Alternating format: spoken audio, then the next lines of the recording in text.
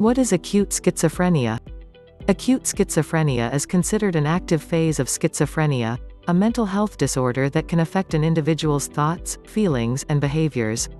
The media tends to play up the diagnosis as individuals who only hear voices and are talking to themselves, says Abigail Johnson, LCSW.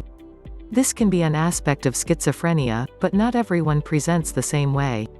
Stephen Geisler, MD, staff psychiatrist at Brooklyn Minds, adds that people might experience hallucinations or delusions, but their thoughts can be completely logical and coherent.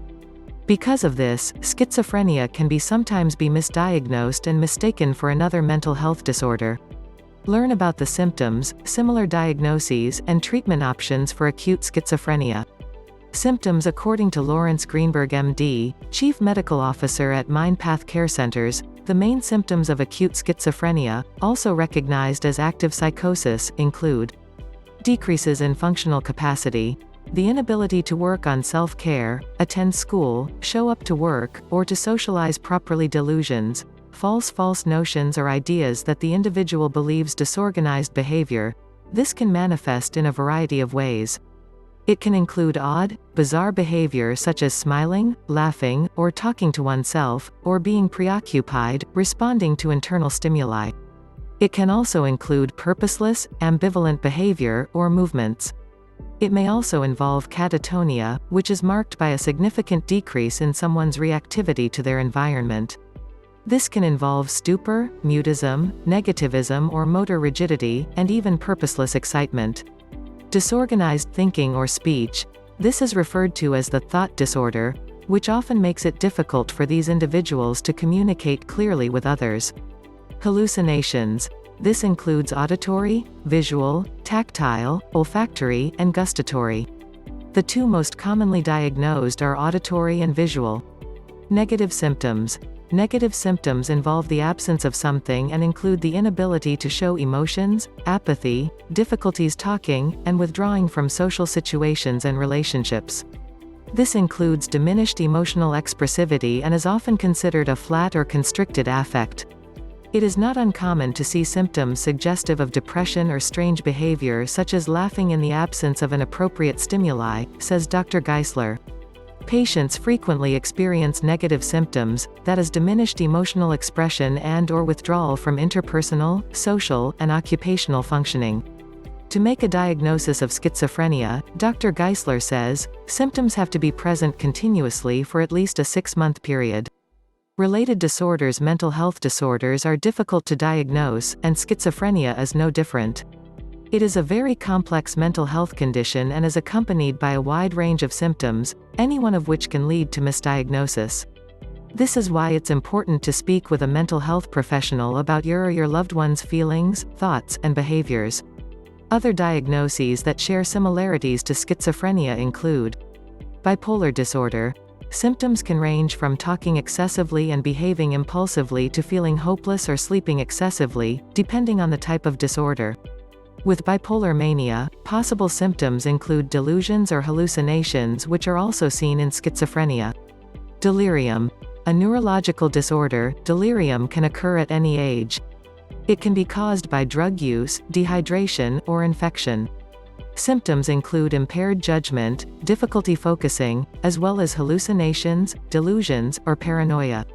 Dementia. This chronic disorder deals with cognitive impairment and can include symptoms such as personality changes, memory loss, and communication difficulties. Individuals with schizophrenia may be at a higher risk of developing dementia. 1. Paranoia. This can occur in acute schizophrenia, but individuals can experience paranoia and not have schizophrenia. Paranoia is a state of suspiciousness. Schizotypal personality disorder. Acute schizophrenia can be misdiagnosed with this personality disorder in which paranoid ideation and strange behavior are considered the top symptoms. Individuals with this personality disorder often have difficulty interacting with others. Substance-induced psychosis. Hallucinations and delusions are the most common symptoms seen in medication or substance-induced psychosis, but individuals might also present disordered thinking or negative symptoms. When diagnosing this disorder, it's important to find out if these symptoms existed before drugs or alcohol were consumed or if they occurred as a result of them. Diagnosis: the sudden onset of severe psychotic symptoms may be considered acute schizophrenia, but not always. Onset can occur at any time, though typically individuals are diagnosed between their teen years and their early 30s. It is very rare for a diagnosis to be made earlier or later in one's life. The Diagnostic and Statistical Manual of Mental Disorders, DSM-5, which is used by mental health professionals to diagnose mental health disorders and illnesses, states that an individual must exhibit 2 specific symptoms for more than 6 months to be diagnosed with schizophrenia. As an illness that requires a time component to make the diagnosis, it can take several months to reach a conclusive diagnosis from the time a family first begins to notice changes in behavior or cognition, says Dr. Greenberg. It is important, however, to make the diagnosis as soon as possible, as there is evidence that earlier interventions can improve the longitudinal course of the illness. In order to make an official diagnosis, medical professionals evaluate the history told by the affected individual and the family, and, by assessing the individual's mental status, says Dr. Geisler. He points out that no blood test or scan can be done to make the diagnosis. Treatment: schizophrenia is considered an incurable chronic illness. If you or a loved one has been diagnosed with acute schizophrenia, there are treatment options for minimizing and managing symptoms. Medication is the first line of treatment that I've seen really work for patients, says Dr. Johnson. Medications typically target the symptoms of schizophrenia. But medications do not cure schizophrenia. Medication options range from antipsychotic medications and adjunctive medications to electroconvulsive therapy, ECT, and somatic medications. Most commonly, individuals with active schizophrenia are given antipsychotic medications.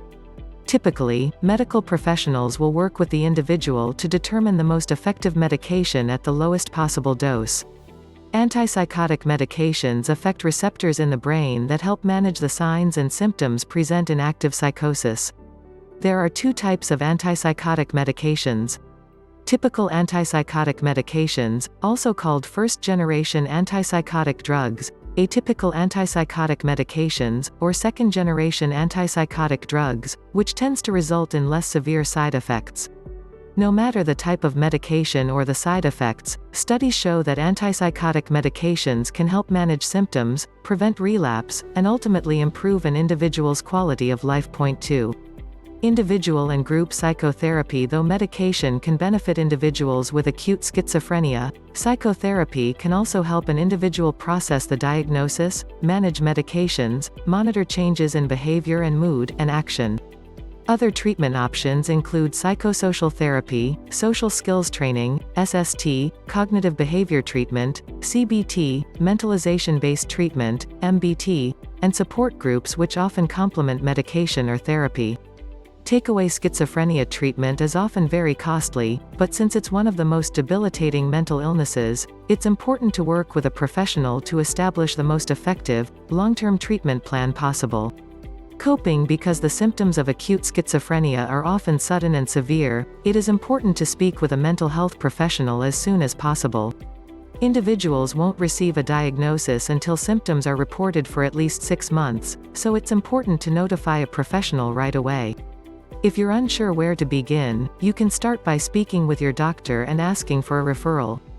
One of the best ways to cope with an acute schizophrenia diagnosis is to understand as much as possible through psychoeducation, explains Dr. Geisler. This can help families understand what their loved one is experiencing and to best know how to approach them and to help support their efforts in getting proper treatment, says Dr. Geisler. This can be done best by meeting with the individual's psychiatrist and other mental health professionals.